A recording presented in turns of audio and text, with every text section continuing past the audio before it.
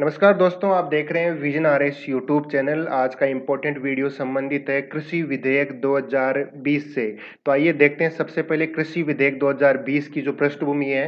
तो देखिए, बीते जून माह में अर्थात इसी वर्ष के जून माह में केंद्रीय मंत्रिमंडल ने कृषि क्षेत्र में अहम सुधारों के लिए 3 अध्यादेशों को मंजूरी दी थी, जिनमें पहला अध्यादेश था वो संबंधित था आवश्यक वस्तु अधिनियम 1955, उसके संशोधन से जुड़ा हुआ है। जबकि 2 अन्य अध्यादेश हैं वो संबंधित है कृषि उपज व्यापार सुगमता से। ये तीनों जो अध्यादेश हैं इनका संशोधन है, ये संसद के दोनों सत्र अर्थात लोकसभा और राज्यसभा से पारित हो चुके हैं। तो दोस्तों, सबसे पहले बात करते हैं कृषि विधेयक 2020 से संबंधित जो 3 विधेयक थे वो कौन-कौन से विधेयक हैं। तो पहला जो विधेयक था वह है आवश्यक वस्तु संशोधन विधेयक 2020। दूसरा है कृषि उपज वाणिज्य एवं व्यापार संवर्धन एवं सुविधा विधेयक 2020। व तीसरा विधेयक है मूल्य आश्वासन पर किसान बंदोबस्ती और सुरक्षा समझौता और कृषि सेवा विधेयक 2020। ये वो 3 विधेयक हैं जिनके बारे में आज हम चर्चा करने वाले हैं। तो सबसे पहले देखते हैं आवश्यक वस्तु संशोधन विधेयक 2020।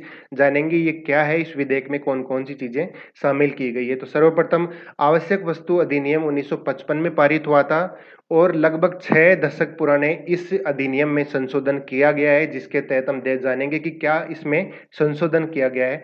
तो देखिए, अनाज, दाल, तिलहन, खाद्य तेल, प्याज और आलू जैसी वस्तुएं हैं, उनको आवश्यक वस्तुओं की सूची के दायरे से बाहर कर दिया गया है। अब इनको आवश्यक वस्तुओं की सूची के दायरे से बाहर करने के बाद जो परिणाम है वो क्या परिणाम है। तो देखिए, आवश्यक सूची के बाहर करने के बाद इसके तहत इन उत्पादों के लिए कोई स्टॉक लिमिट नहीं होगी और न ही इनके निर्यात पर कोई प्रतिबंध लगाया जा सकेगा। इसके अतिरिक्त इन उत्पादों की खरीद, बिक्री और देश भर में आवाजाही पर भी कोई प्रतिबंध नहीं होगा।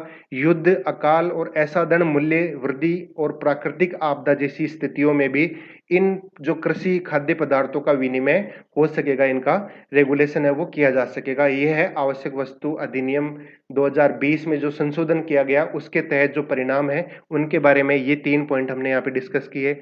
इसके बाद देखते हैं दूसरा जो विधेयक है वह संबंधित है कृषि उपज व्यापार और वाणिज्य संवर्धन सुविधा विधेयक 2020। इस विधेयक में देखिए, इस विधेयक में किसानों की उपज अर्थात जो फार्म प्रोड्यूस है उसका अर्थ है, उसकी परिभाषा दी गई है। तो 3 पॉइंट यहाँ पे दे रखे हैं कि क्या परिभाषा दी गई है किसानों के उपज की।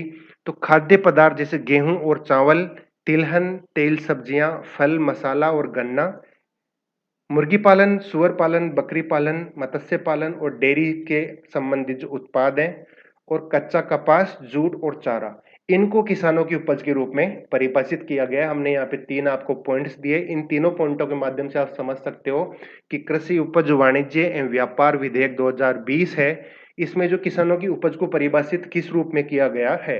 कृषि उपज वाणिज्य एवं व्यापार विधेयक 2020 में जो दूसरा पॉइंट दे रखा है वो ये है कि अंतर्राज्य और राज्य के भीतर किसी भी व्यक्ति, कंपनी, संस्थान, सहकारी समिति, फार्मर प्रोड्यूसर ऑर्गेनाइजेशन को इन उत्पादों की सीधी किसान से खरीदने, व्यापार करने, लाने ले जाने और भंडारण करने की छूट होगी। ये है कृषि उपज वाणिज्य और व्यापार विधेयक 2020 से संबंधित दूसरा पॉइंट।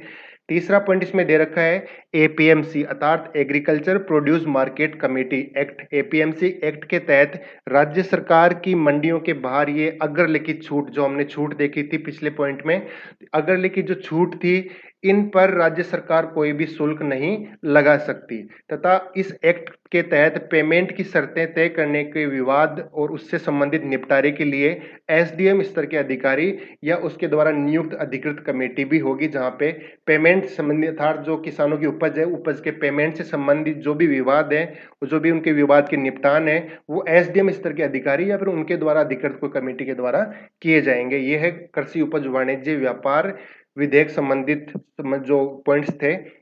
तीसरा पॉइंट है, फिर भी व्यापार और विपणन संबंधी कोई भी मामला अगर अपीलीय प्राधिकरण और राज्य स्तर पर नहीं निपटता है तो केंद्र सरकार के संयुक्त सचिव स्तर तक जा सकते हैं किसान। ये भी इस बिल में प्रावधान किया गया है। अगर वो एसडीएम स्तर या उसके द्वारा गठित किसी भी प्रकार की कमेटी के द्वारा अगर वो मामलों का निपटान नहीं होता है तो किसानों के पास में व्यापार और विपणन से संबंधित कोई भी मामला है वो अगर नहीं निपटता है तो केंद्र सरकार के संयुक्त सचिव के स्तर तक जाने का भी इसमें एक ऑप्शन रखा गया है।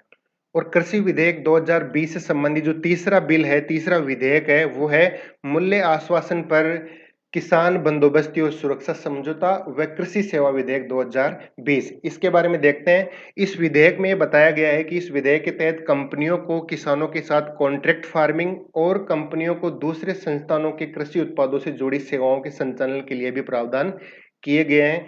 इस विधेयक में लैंड लीजिंग अर्थात भूमि उधार का भी प्रावधान है, जिसकी अवधि एक फसल सीजन से लेके 5 साल तक हो सकती है। इसका साफ-साफ मतलब समझ सकते हो कि कोई भी कंपनी है, वो कॉन्ट्रैक्ट के तहत किसानों की भूमि है उधार ले सकती है। एक सीजन अर्थात एक फसल सीजन से लेके 5 साल तक किसानों की भूमि को उधार लेके उस पे अपना जो है वो उपज कर सकते हैं। ये भी इस बिल में प्रावधान कर रखा है। इस विधेयक के अनुसार पहले से निर्धारित कीमत और गुणवत्ता मानकों के आधार पर फसल खरीद या कॉन्ट्रैक्ट हो सकता है। तथा इस बिल में जो अंतिम प्रावधान दे रखा है वो है, विधेयक में किसानों को सेवाएं देने का कॉन्ट्रैक्ट हो सकता है, जिसमें बीज खाद की बिक्री से लेकर कृषि से जुड़ी तमाम तरह की सेवाएं शामिल की गई है। मूल्य आश्वासन पर कृषि व कृषि सेवा विधेयक 2020 के तहत इसके अंदर दे रखा है कि इसके तहत कंपनियां प्रसंस्करण अर्थात प्रिजर्वेशन करने वाली कंपनियां है, वह सहकारी संस्थाएं किसानों के साथ में भी कॉन्ट्रैक्ट कर सकती है। हमने इस वीडियो में कृषि विधेयक 2020 से संबंधित सभी पहलुओं की विस्तार पूर्वक चर्चा की। इसके साथ ही बता दें, विजन लर्निंग ऐप जल्दी आ रहा है आपके लिए टेस्ट सीरीज लेके प्रशासनिक अधिकारियों के मार्गदर्शन में तैयार फ्री टेस्ट सीरीज, जिसमें कि रीट, व्याख्याता, पटवार, राजस्थान पुलिस, दिल्ली पुलिस आदि के टेस्ट सीरीज है वो विषय विशेषज्ञों के द्वारा तैयार किए जाएंगे और जो राजस्थान प्रशासनिक सेवा के अधिकारी हैं उनके मुख्य मार्गदर्शन में ये तैयार किए गए हैं। तो निश्चित रूप से काफी ज्यादा लाभदायक होंगे आपके लिए। ये वीडियो यहीं तक था। Thanks for watching this YouTube channel and video. Please like, share and subscribe vision R S YouTube channel. Thanks for watching.